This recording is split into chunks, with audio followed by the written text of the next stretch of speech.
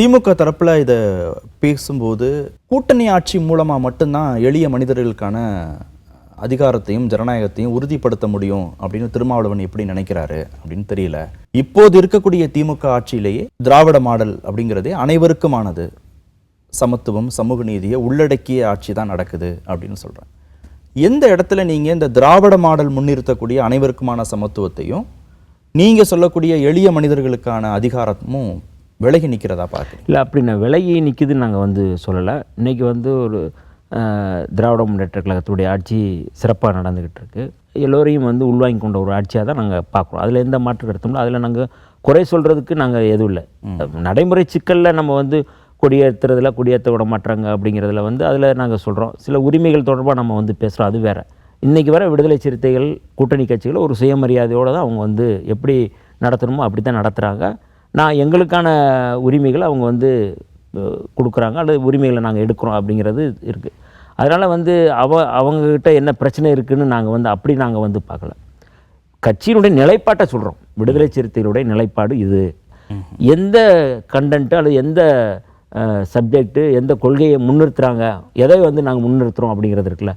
அப்போ விடுதலை சிறுத்தைகளுக்கு முதன்மையான பிரச்சனை அப்படின்னா சாதி பிரச்சனை, சாதி ஒழிப்பு.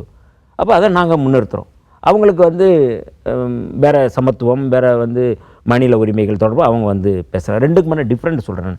அதுக்காக வந்து கல்வி கற்க முடியல, போராட்டம் நடத்த முடியல, சமூக அந்தஸ்தில் மேல்நிலைக்கு வர முடியல, அதிகாரத்தில் பங்கு கேட்க முடியல, ஆட்சியில் பங்கு கேட்க முடியல அப்படின்னு திமுகவோடு கூட்டணியில் இருக்கிற போது பேசும்போது கல்வி கிடைக்காம தடுக்கப்படுதா, போராட்டம் நடத்தாமல் தடுக்கப்படுதா, சமூக அந்தஸ்தில் மேல்நிலைக்கு வராமல் தடுக்கப்படுதா, ஆட்சியிலையும் அதிகாரத்திலையும் பங்கு கொடுக்காமல் தடுக்கப்படுதா, அதனால் திருமாவளவன் இப்படி தன்னுடைய வருத்தத்தை பகிர்றாரா அப்படின்னு சந்தேகம் வரும்ல? இல்லை, அதுதான் சொல்கிறேன்ல. நீங்கள் தடுக்கப்படுதுன்னா யாருக்கு தடுக்கப்படுது அப்படிங்கிற கேள்வி இருக்குல்ல. இப்போ நாங்கள் ஒரு கோட்பாட்டு அடிப்படையில் ஒரு திராவிட முன்னேற்ற கழகமும் விடுதலை சிறுத்தைகளும் இணைந்து செயல்பட்டுருக்கிறோம். விடுதலை சிறுத்தைகளுக்குன்னு ஒரு கோட்பாடு இருக்குது, திராவிட முன்னேற்ற கழகத்துன்னு கோட்பாடுகள் இருக்குது. ஆனால் ரெண்டும் நேர் எதிரான கோட்பாடுகள் இல்லை. ரெண்டும் ஒன்றுக்கு ஒன்று தொடர்புடைய கோட்பாடுகள் தான். எதை முதன்மையாக வச்சு செயல்படுறது அப்படிங்கிறதுல முன்னுக்கு பின்ன வந்து நீங்கள் அடுக்கி பார்க்கலாம். இல்லை, என்ன கிளாரிட்டினா, கடைசி மனிதனுக்கும் ஜனநாயகம், எளிய மக்களுக்கும் அதிகாரம்ங்கிறது பட்டியலினத்தை சேர்ந்தவருக்கான ஜனநாயகம், பட்டியலினத்தை சேர்ந்தவருக்கான அதிகாரம் அப்படின்னு இது புரிந்து கொள்ளப்படணுமா? இல்லை எல்லா சமூகத்திலும் இருக்கக்கூடிய கடைசி மனிதனுக்கான ஜனநாயகம் எளிய மக்களுக்குமான அதிகாரமாக புரிந்து கொள்ள? இல்லை, நீங்கள் இந்த அந்த மாதிரி ஏதாவது வந்து எங்காவது ஒரு இடத்துலையாவது நாங்கள் அந்த மாதிரி சொல்லியிருக்கிறோமா? எங்களுடைய தலைவர் வந்து சொல்கிறோம், 99 தேர்தல் பாதைக்கு முன்னாடி முதல் வச்சம்போதே கடைசி மனிதனுக்கும் ஜனநாயகம். அது ஜனநாயகம் அப்படிங்கிறது வந்து இன்றைக்கி வந்து ஒரு பெரிய கட்சியில் எல்லோருக்கும் அந்த ஜனநாயகம் வந்து அந்த கட்சிக்குள்ளேயே உயர்நிலை குழு கூட்டமாக இருக்கலாம், அல்லது பொது எந்த இடமா இருக்கணும், கடைசி மனிதன் கூட அந்த தலைவர்கிட்ட வந்து கேள்வி கேட்கக்கூடிய அந்த ஜனநாயகம் இருக்குல்ல, அந்த உரிமை இருக்குல்ல, அந்த இடம் இருக்குல்ல, அது வந்து வேறு எந்த கட்சியில் இருக்காது, விடுதலை சிறுத்தையில் இருக்கும்.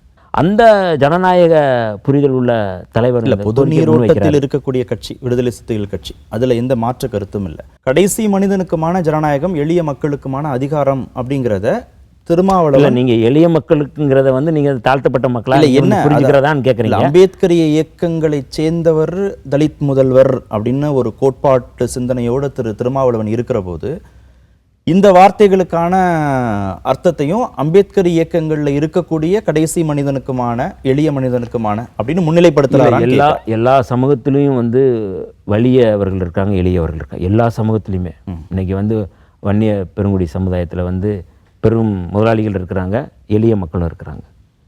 இது ஒரு உதாரணத்தை சொன்னேன். தாழ்த்தப்பட்ட மக்களில் பெரும் முதலாளிகள் இருக்கிறாங்க, இல்லை பெரும் முதலாளிகள் ஆகிட்டு இருக்கிறவங்க இருக்கிறாங்க, எளிய மனிதர்கள் இருக்காங்க. இப்படி எல்லா சமூகத்திலையும் இருக்கிற எளிய மனிதர்களுக்காக பேசுகிறோம். இதுதான் அதனுடைய கான்செப்ட். நீங்கள் வந்து அதை திமுகவும் அதிமுகவும் இவ்வளவு ஆண்டு காலம் தமிழ்நாட்டில் செய்யலைன்னு நினைக்கிறீங்களா? நான் திரும்ப அதை தான் சொல்கிறேன். திமுகவும் அதிமுகவும் இதில் வந்து நீங்கள் வந்து கொண்டு வந்து ஒப்பிடுறதே தவறுன்னு சொல்கிறேன். நிறைய சபாநாயகர் தனபால உட்கார வச்சது அதிமுகன்னு அவங்க ஒரு கிளைம் பண்ணுறாங்க. அதே மாதிரி நாங்கள் வந்து அடித்தட்டு சாதி அடுக்குகளில் அடித்தட்டில் இருக்கக்கூடியவங்களுக்கான அரசியல் அதிகாரத்தை உறுதிப்படுத்தினது நாங்கன்னு திமுக கிளைம் பண்ணுறாங்கல்ல. இதுல எந்த இடத்துல இன்னும் போதாமை இருக்கிறதாக விடுதலை சிறுத்தைகள் கட்சி கருதுதுங்கிற கிளாரிட்டிக்காக இல்லை தனபால் அவர்களை முதல்வரை அமர வச்சுருந்தாங்களா எனக்கு தெரில. அவர் எந்த இடத்துல வந்தாங்க, எப்படி அமர வச்சாங்க? இது இது இது அவரை இது ஒரு மதிப்புக்குள்ள ஒரு இடத்துல தான் அமர வச்சாங்களா? எனக்கு அது புரியலை. அதை எப்படி பெருமையாக பேசுகிறாங்க? சபாநாயகர்னு ஒரு மதிப்புறு அதை எப்படி நடத்துனாங்க?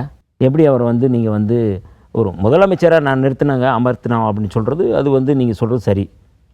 ஆனால் நீங்கள் சபாநாயகரை அமர்த்தினீங்க அப்படிங்கிறது எப்படி அது அதை எப்படி நீங்கள் அதிகாரத்துக்குள்ளே இருக்கிற ஒரு இடத்துக்கு கொண்டு வரீங்க? அது அதிகாரமுள்ள ஒரு பதவியா? காவல்துறை மந்திரியாக நீங்கள் நியமிச்சிருக்கிறீங்க அப்படின்னு சொன்னால் நீங்கள் அதை சொல்லலாம். நிதித்துறை அமைச்சராக நீங்கள் நியமிச்சிங்கன்னு சொன்னால் அது நீங்கள் சொல்லலாம். நீங்கள் திரும்ப நீங்கள் ஆதிராட நலத்துறை தானே தர்றீங்க. அப்போ பெருவாரியாக இந்த சமூகத்தில் புறக்கணிக்கப்பட்ட எளிய மக்கள் இருக்கிறாங்க, அவர்களுக்கு சேர்ந்து நாங்கள் குரல் கொடுக்குறோம். இது சார், இது ரெண்டுமே முரண்பட்ட புள்ளியாக இருக்கிறதுனால நான் திரும்பவும் அதில் கிளாரிட்டிக்காக கேட்குறேன். பட்டியலினத்தைச் சேர்ந்தவர்களுக்கு ஆதி திராவிடர் நலத்துறை கொடுக்கப்படுது, அதிகாரமற்ற சபாநாயகர் போன்ற பொறுப்புகள் கொடுக்கப்படுதுன்ற புள்ளிலையும் நீங்கள் நிற்கிறீங்க. அப்போ கடைசி மனிதனுக்கும் ஜனநாயகம், எளிய மக்களுக்கும் அதிகாரம்ங்கிற வார்த்தைகள் பட்டியலின மக்கள் இன்னமும் அதிகாரம் இருக்கக்கூடிய பொறுப்புகளுக்கு போகலையான்னு கேட்டால் என்ன சிறுமைப்படுத்தக்கூடிய கேள்வின்னு சொல்கிறீங்க இல்லையா? ரெண்டும் முரண்பட்ட புள்ளியா இருக்கீங்க. இல்லை, நீங்கள் அந்த கட்சியிலையும் இருக்கிறாங்கிறதுக்காக நீங்கள் சபாநாயகர் தனபால் அவர்கள் சொன்னதுனால இதை சொல்கிறேன் நான். இல்லை, நான் உங்களுக்கு நீங்கள் நீண்ட காலம் அரசியலை உற்று நோக்கக்கூடியவர்கள். திரு ஆர் ராசா மிகவும் மதிப்புறு ஒரு பதவியில் தான் திமுகவால் அமர்த்தப்பட்டார். அப்போ வெறும் ஆதி திராவிட நலத்துறை மட்டும் கொடுப்பதற்கான சான்றுகள் நமக்கு அங்கே இல்லை, முக்கிய பொறுப்புகளும் கொடுக்கப்பட்டிருக்கு இல்லையா? அதனால கேட்குறேன். இல்லை, கொடுத்துருக்குறாங்க. நம்ம கொடுக்கல அதுதான் ஆரம்பத்திலே சொன்னேன். நான் எங்கேயும் குறைச்சி மதிப்பிடுறதுக்கு நான் இதை வாதப்படுத்தலை.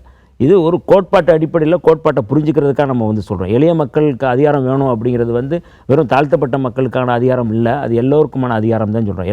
எல்லா சமூகத்திலும் எளிய மக்கள் இருக்கிறாங்க, அப்போ அவர்களுக்கான அதிகாரம் வேணும் அப்படின்னு சொல்கிறோம். ஏற்கனவே ஒரு கட்சி தொடர்ச்சியாக நீண்ட காலமாக அந்த கட்சியில் இருக்கிறவங்களில் தான் அமைச்சர்களாக இருக்கிறாங்க. இது நீங்கள் விவாதப்படுத்த வேண்டிய தேவை இருக்குல்ல.